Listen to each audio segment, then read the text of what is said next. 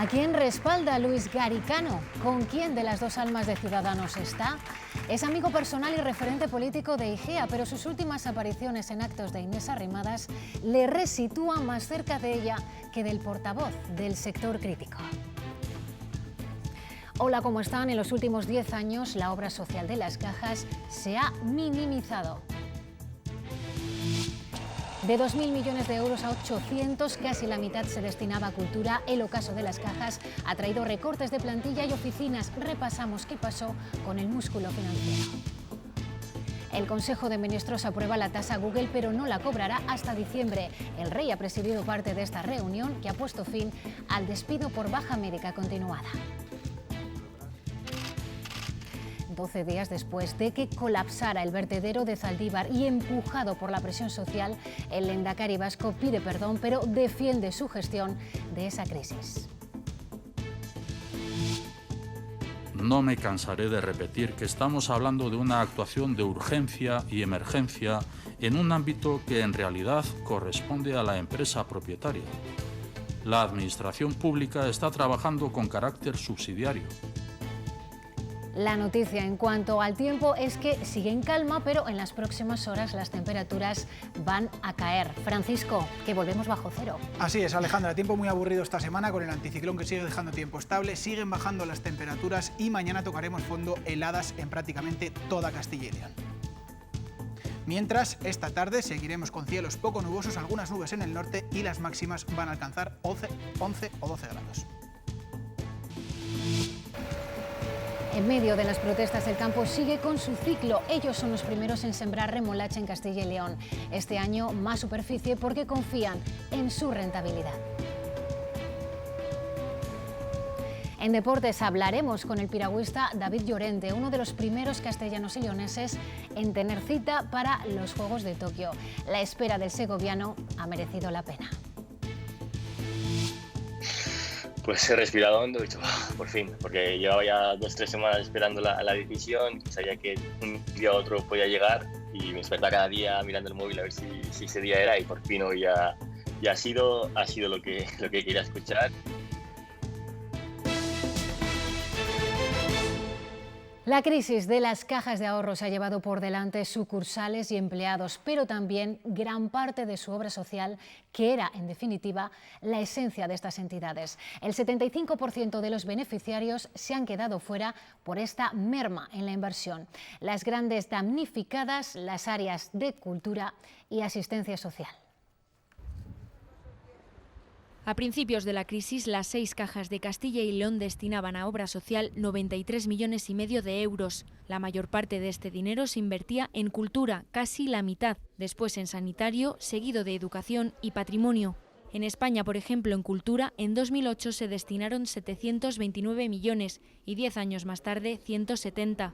Ahora las cajas se engloban dentro de grandes bancos. Se ha perdido músculo financiero y, por lo tanto, obra social. En una década se ha reducido un 61% el gasto, de los 2.000 millones de euros de 2008 a los 813 en 2018. Esto ha supuesto que los beneficiarios se hayan reducido en 3/4 partes. Ahora llega a 35 millones de personas, cuando en años de bonanza se beneficiaron 141 millones. Por el camino, cierre de oficinas y la consiguiente pérdida de empleo.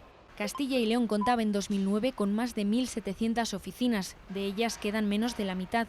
Y según estimaciones de los sindicatos, de los empleados que había entonces, más de 8.000, solo queda el 40%. En toda España se han destruido 91.000 empleos en entidades financieras desde 2008, un tercio del total. De actores protagonistas en la escena financiera a meros espectadores, ya lo ven. Ese ha sido el destino final de las cajas. En Castilla y León eran 6 y su poder medible en su presencia. Llegaron a tener incluso una cadena de supermercados. Se quiso hacer de ellas el músculo financiero, pero fue imposible. Ambiciones, localismos y su politización lo impidieron. Solo cuajó la fusión de España-Duero, de la que ahora se cumplen 10 años. 30 de octubre de 2008, después de un año preparando un proyecto a 6, Junta y PSOE se lo presentan en las Cortes a patronal y sindicatos y unos días después a los medios de comunicación. Lo que no voy a tolerar es que políticos que están y quieren seguir estando en las entidades financieras nos imputen a políticos que ni estamos ni vamos a estar nunca en entidades financieras la politización de las cajas. Desde luego al Partido Socialista le parece óptima, no la mejor de las posibles, no, óptima, la buena.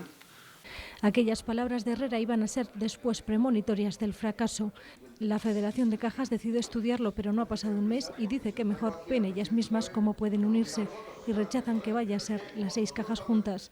Burgos intenta cortejar a Ávila y Segovia, no lo consigue. Después a Caja Círculo, tampoco. España Duero inician entonces un proceso a 2, al que en agosto el Banco de España obliga a incluir a Caja de Burgos. Después de meses de idas y venidas... Sí, no de tanta reunión. Claro. ¿A instancias de quién ha sido esta reunión? ¿Quién la ha convocado? Los tres. El 10 de noviembre Caja de Burgos vuelve a dar la espantada. Caja de Burgos ha decidido no participar en el proyecto.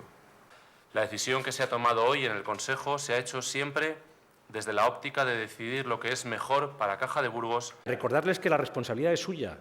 La responsabilidad es suya. España y Duero siguen su camino y consiguen cerrar su fusión el 16 de marzo. A punto están de cumplirse 10 años. Hubo resistencia. Han preparado una estrategia premeditada y pactada, oscura y dirigista. ¿Ustedes conocen alguna caja española que hayan tenido que los gobiernos correr para inyectarles liquidez? Ninguna. Pero salió adelante. No iba a ser la tercera caja del país que había soñado Herrera, con 67.000 millones en activos, pero sería la 7ª. Es el peor de los conservadurismos, es una pérdida de tiempo, refugiarnos en la nostalgia de lo que pudo haber sido y no fue. Tocaba resignarse después de un traumático proceso de personalismos y provincialismos.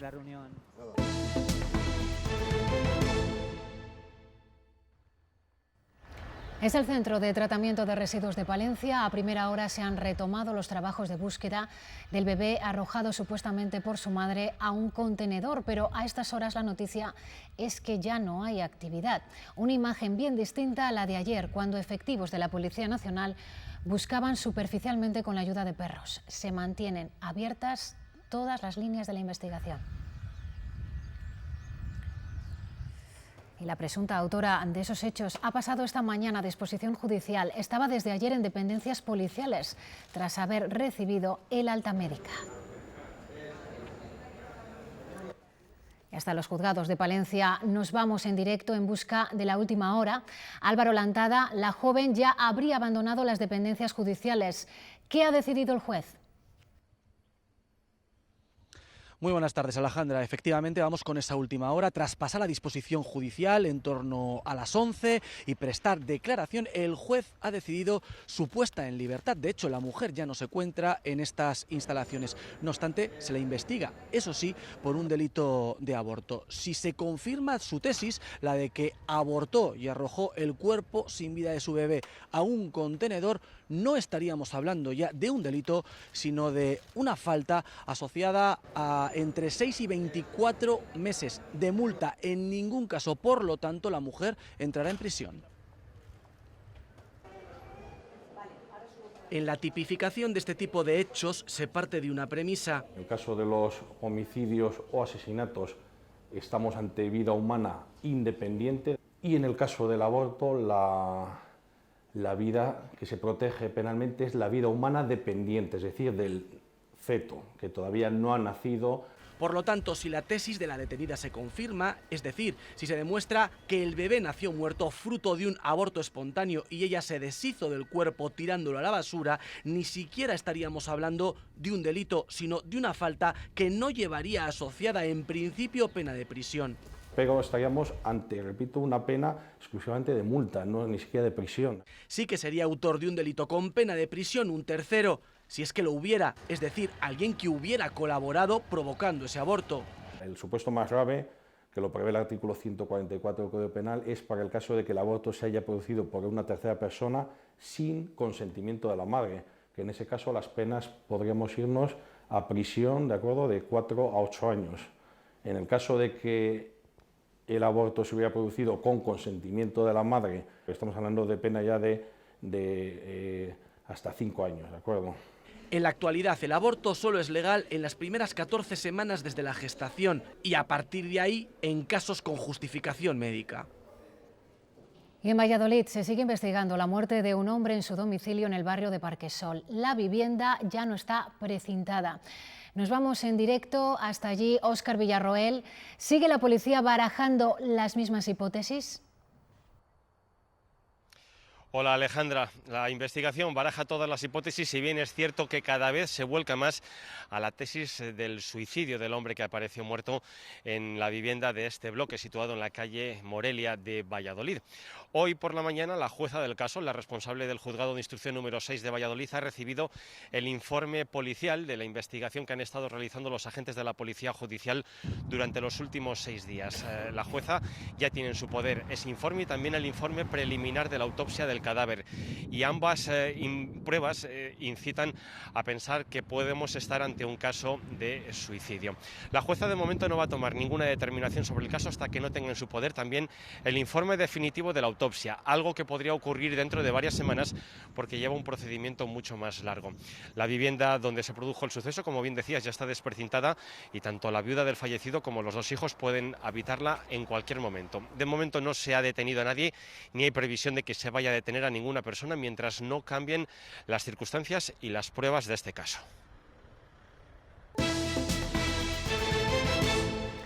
En los últimos 10 años, la cifra de mujeres que son madres con más de 40 años en Castilla y León ha aumentado un 50%.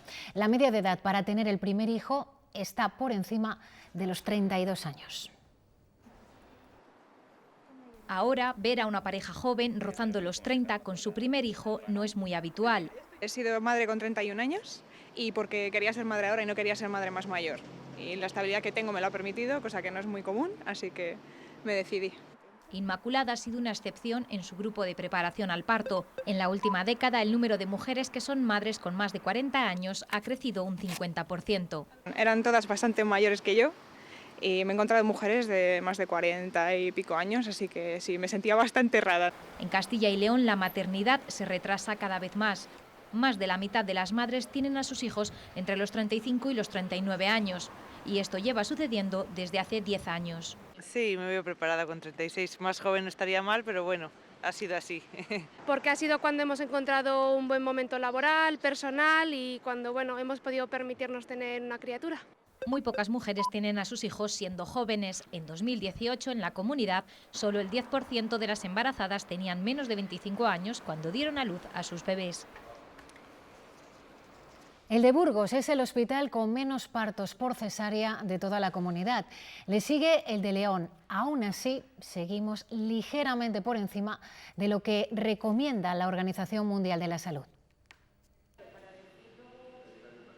Hace 10 años que el Hospital Universitario de Burgos cuenta con un protocolo para reducir los nacimientos por cesárea. La Organización Mundial de la Salud recomienda que no supere el 15%, una cifra que en Burgos casi se equipara. El pasado año este centro registró 1.636 partos, de los cuales 272 se realizaron con esta práctica.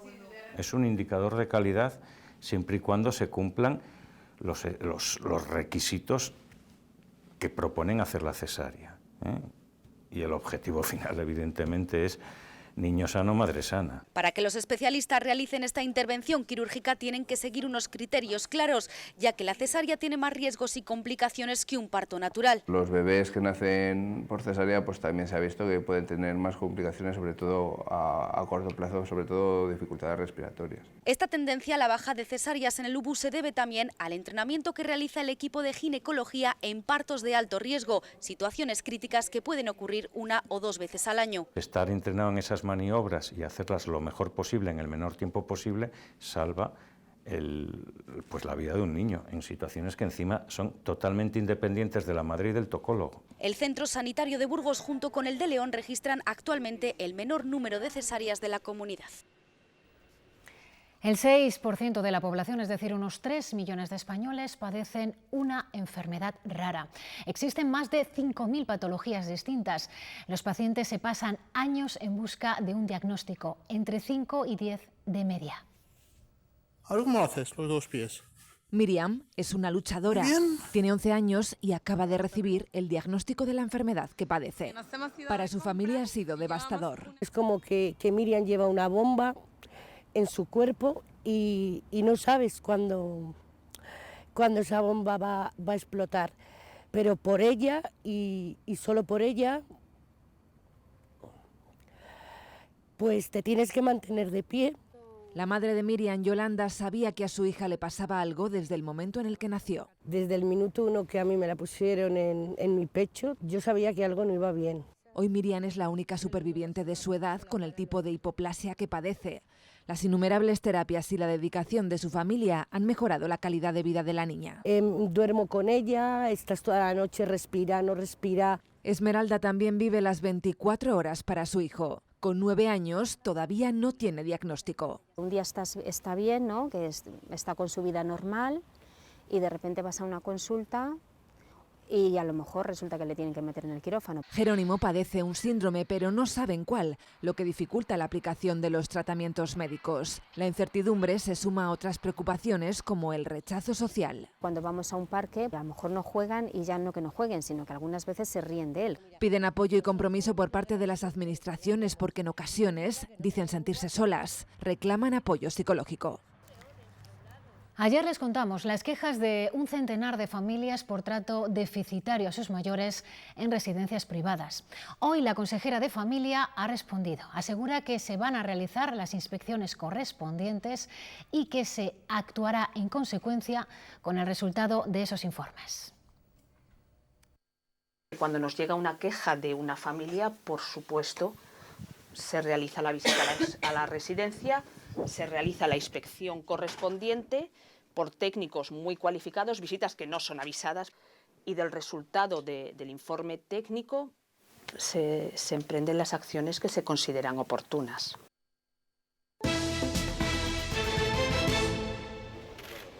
Es la foto de familia del rey con el gobierno de coalición. Se la han hecho esta mañana en el Palacio de la Zarzuela, donde Felipe VI ha presidido una reunión del Consejo de Ministros en la que el Ejecutivo le ha expuesto sus líneas de actuación.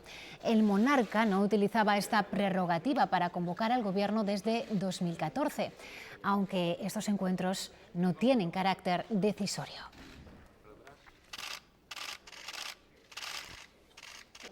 Sí lo ha tenido la segunda reunión de hoy del Consejo de Ministros, que ha sido después, ya en Moncloa.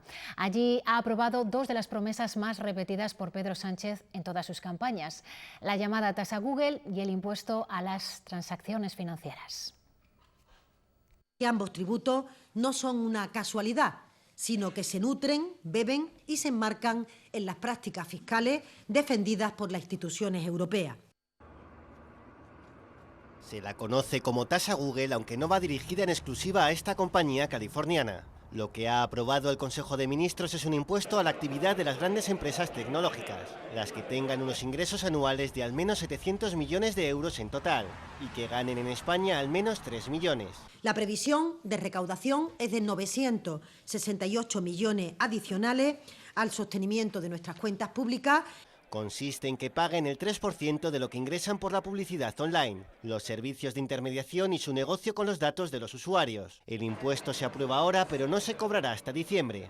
El Gobierno esperará a que la OCDE apruebe una tasa Google global y así evitar que España sea blanco de las batallas comerciales de Donald Trump, como ya le ocurrió a Francia cuando intentó implantar este tributo y tuvo que dar marcha atrás por los aranceles con los que respondía Estados Unidos. Menos problemática es la tasa Tobin, el impuesto a las transacciones financieras que también ha aprobado el Ejecutivo. Gravará el 0,2% de la compraventa de acciones de empresas españolas con una capitalización bursátil de más de 1.000 millones de euros. Esto quiere decir que no va a afectar al campo de acción de las pymes. Hacienda prevé recaudar 850 millones con esta medida.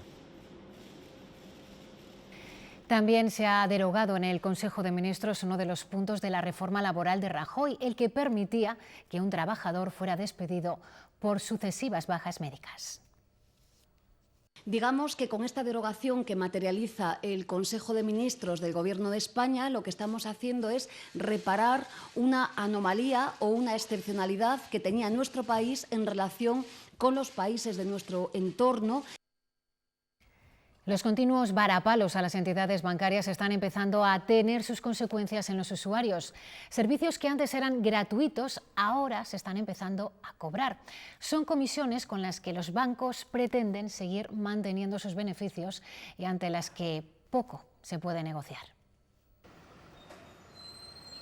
Las comisiones se han convertido en la principal fuente de ingresos de las entidades bancarias. Para mantener su actividad, su beneficio, que todos los años crezca con respecto a años anteriores. 15.000 millones de euros es lo que han ganado por cobrar por determinados servicios los 5 bancos españoles que cotizan en bolsa. Lo que han perdido por aplicar sentencias judiciales lo han ganado por otro lado. Hubo otro determinado servicio y así compensó el dinero que dejó de ganar por la no aplicación de esta comisión. Desde ADICAE se habla incluso de que las entidades se ponen de acuerdo para aplicar unas comisiones. Si empezamos a ver o a analizar las tasas, las comisiones que aplican todas las entidades son muy parecidas unas a otras.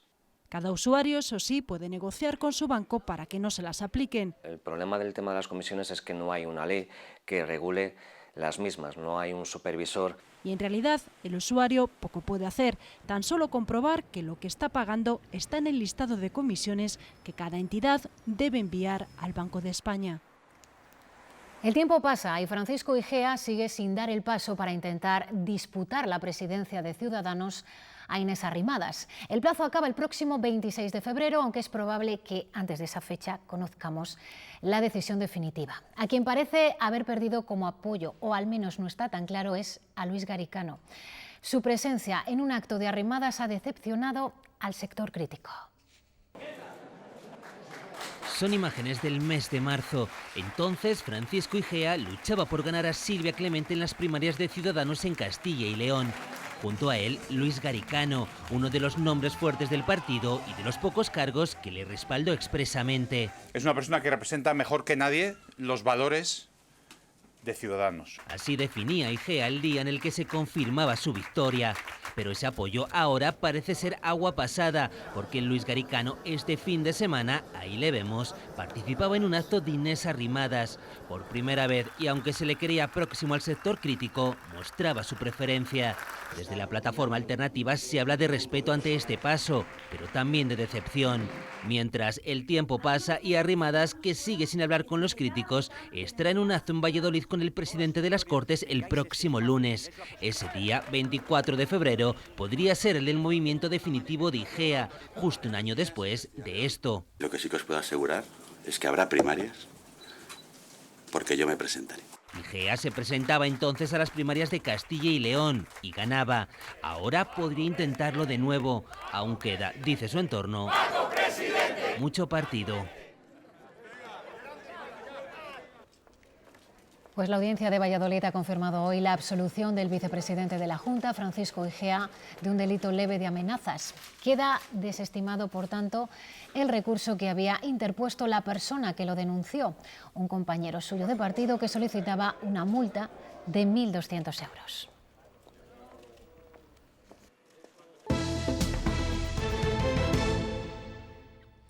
Con un final de campaña con buen sabor de boca y el precio del azúcar en alza, comienza la siembra de la remolacha en Castilla y León. Hoy hemos estado con los primeros agricultores que están plantando este cultivo, este año con más superficie. Dicen que con las actuales condiciones es rentable. Aunque los primeros tractores ya están sembrando remolacha en las tierras de la comunidad, aún es pronto para saber cuántas se sembrarán en total. El año pasado superaron las 21.000, es el 90% de toda la remolacha de la zona norte del país. En esta parcela de Villar de Frades, en Valladolid, entierran ya las primeras semillas de remolacha. Ha pasado ahora lo último, la rotativa, para que quede muy fina la tierra y quede la semilla a la profundidad que tiene que estar para que se nazca en buenas condiciones. Esperan que esta siembra temprana traiga buenos rendimientos, mejores que el año pasado. Ha sido un balance bastante bueno. Tener un rendimiento de 120 toneladas es, vamos, cualquier agricultor lo firmaría, yo creo. Tienen buenas expectativas y por eso aumentarán la superficie destinada al cultivo en su explotación. De momento, por ejemplo, Acor está asegurando el precio, entonces es una seguridad que nos da el agricultor durante esta campaña y la siguiente para sembrar este cultivo. El año pasado se plantaron más de 21.000 hectáreas en la comunidad. Lo más peligroso ahora, pues que cuando estén naciendo dentro de 10 o 12 días o 15 días, que le pille una helada naciendo y se estropee toda. Esta remolacha será además más eficiente, la regarán gracias a energía solar. Y sobre el asfalto, hoy han sido los agricultores extremeños y andaluces los que han salido a protestar. Han cortado carreteras en distintos puntos para denunciar la situación extrema que atraviesa el campo.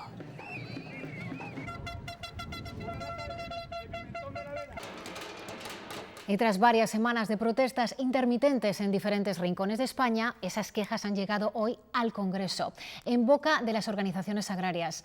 Madrid, Eduardo Martínez, maratón de reuniones con los diferentes partidos políticos. ¿Qué les han dicho? Asaja, COAG y UPA acaban de dejar el Congreso de los Diputados aquí en Madrid. Dicen con el respaldo de los principales grupos parlamentarios. Hoy se han reunido con el PSOE, con PP y Ciudadanos, que dicen van a hacer suyas sus reivindicaciones y las van a impulsar aquí en la Cámara Baja, presentando diferentes iniciativas y apoyando la modificación de la ley de la cadena alimentaria que prepara ya el Gobierno. Esa es, dicen las tres organizaciones, la principal medida, la más urgente, tanto que quieren conocer cuanto antes, dicen, un borrador de esos cambios para asegurarse, antes de que se apruebe la ley, de que queda bien claro que no se podrá vender a pérdidas. La pelota está ahora, dicen, en el tejado del Gobierno. La portavoz del PSOE en el Congreso les ha prometido incluso una próxima reunión con el presidente del Gobierno, Pedro Sánchez, y aquí en el Congreso también han pedido hoy las OPAs un plan de choque y evitar recortes en las ayudas de la PAC. Confío en que el presidente del Gobierno ponga encima de la mesa lo que tiene que poner, lo que han hecho otros presidentes del Gobierno, y que no se reduzca el presupuesto de la política agrícola común. Si se reduce un 14%, apaga y vámonos. Si no se implican ahora, si no dan soluciones ahora, ¿cuándo las van a dar?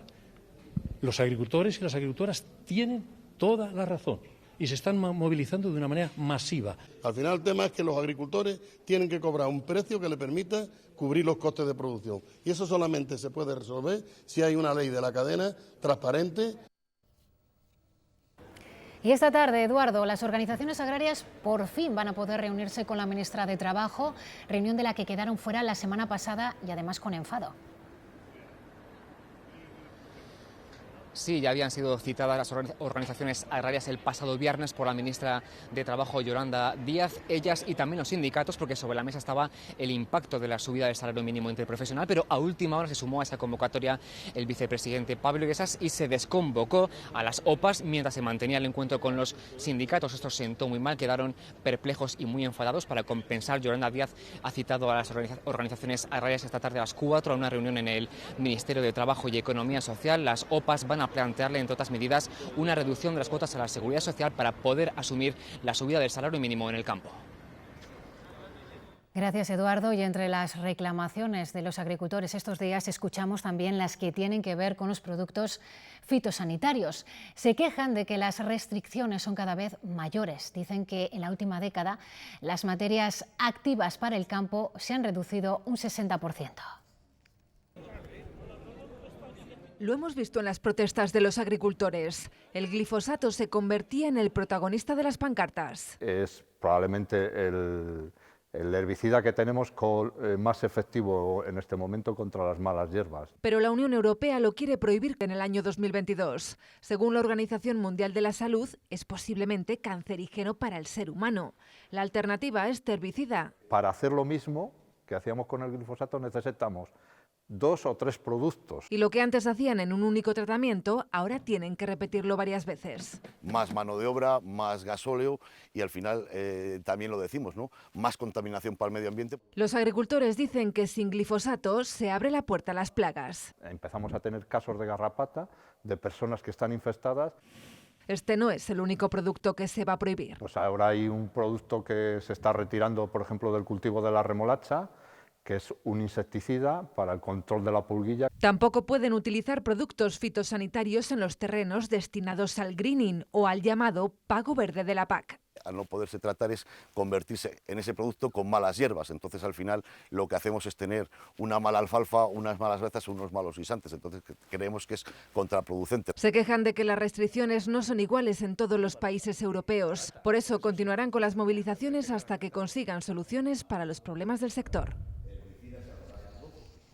El Tribunal Constitucional admite a trámite la cuestión sobre la ley de caza. El Tribunal de Justicia de Castilla y León había considerado que esta ley pretendía sustraer a los tribunales ordinarios el control de la actividad cinegética de la comunidad.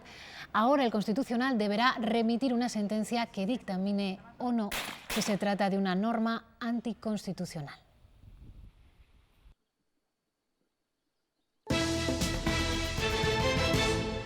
Siento mucho los errores que hemos podido cometer en este operativo al responder a una situación inédita y de la máxima complejidad.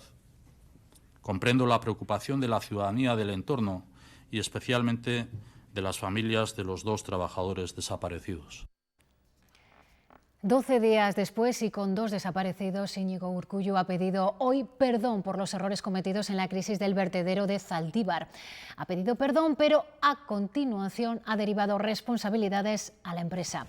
En el lugar, los equipos de extinción han conseguido hoy apagar los frentes del incendio, aunque un retén permanecerá en la zona. Lo que no se aplaca es el malestar de los vecinos y de la Ertzaintza. El sindicato ERNE ha protestado en el Parlamento vasco. El asunto se le cruza al Lehendakari al inicio de su carrera hacia las urnas.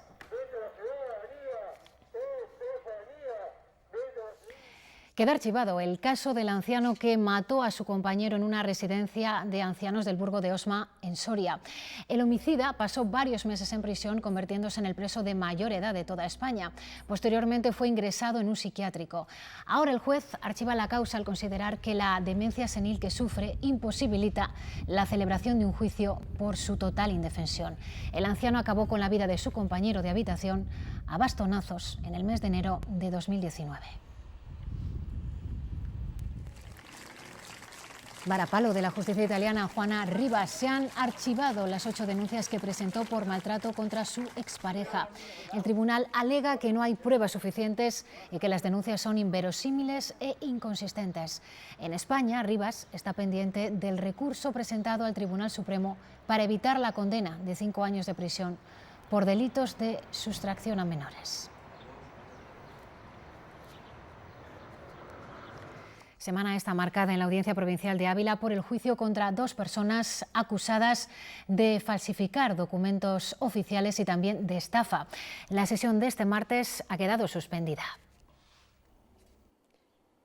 Las sesiones señaladas para este martes y también para el jueves han quedado suspendidas al renunciar las partes a las declaraciones de los testigos previstos tras declararse culpable uno de los acusados. Los hechos se remontan al año 2015, cuando los investigados, un informático y una farmacéutica de Madrid, presuntamente cobraban sin ser suyas recetas médicas de alto precio que previamente habían robado en 2 farmacias de la capital abulense. El juicio continuará el próximo lunes y se espera quede visto para sentencia.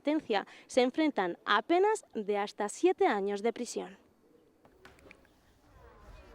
Para lo que ya hay sentencias para el juicio por el caso del accidente de tráfico ocurrido en julio de 2016 en Niarra, muy cerca de la capital abulense, en el que murieron 3 mujeres y 6 resultaron heridas. El juez impone 2 años de cárcel a la conductora del vehículo que se saltó un stop en la Nacional 502 y chocó contra un camión. La considera culpable de 3 delitos de homicidio imprudente y varios de lesiones. A la resolución se le puede interponer recurso de apelación.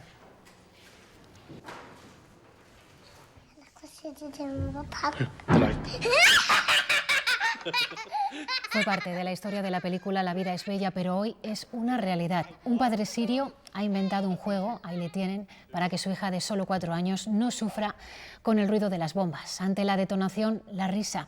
Una grabación que se ha viralizado y que refleja la situación a la que se enfrentan miles de menores en ese país.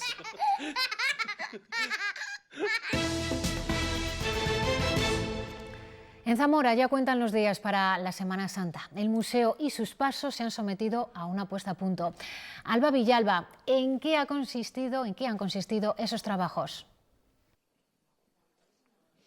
Buenas tardes. Pues sí, el Museo de Semana Santa de Zamora vuelve a la normalidad y abre sus puertas después de unos días cerrado. El motivo de este cierre ha sido por la extinción de una plaga de xilófagos, es decir, insectos que se comen la madera. Unos insectos que deterioran en gran parte tanto las mesas como los pasos escultóricos de las diferentes cofradías y hermandades de la capital zamorana.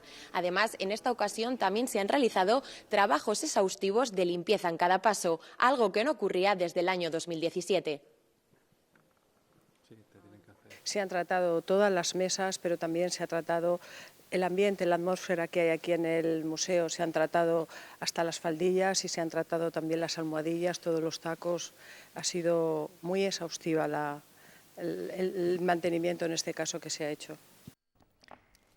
32 compañías de 14 países van a participar este año en el Festival Internacional de Títeres de Segovia, en Titirimundi. De momento es lo único que conocemos. La programación se guarda en secreto, además del cartel anunciador, que se ha presentado hoy y que es una colaboración con las escuelas de arte y diseño.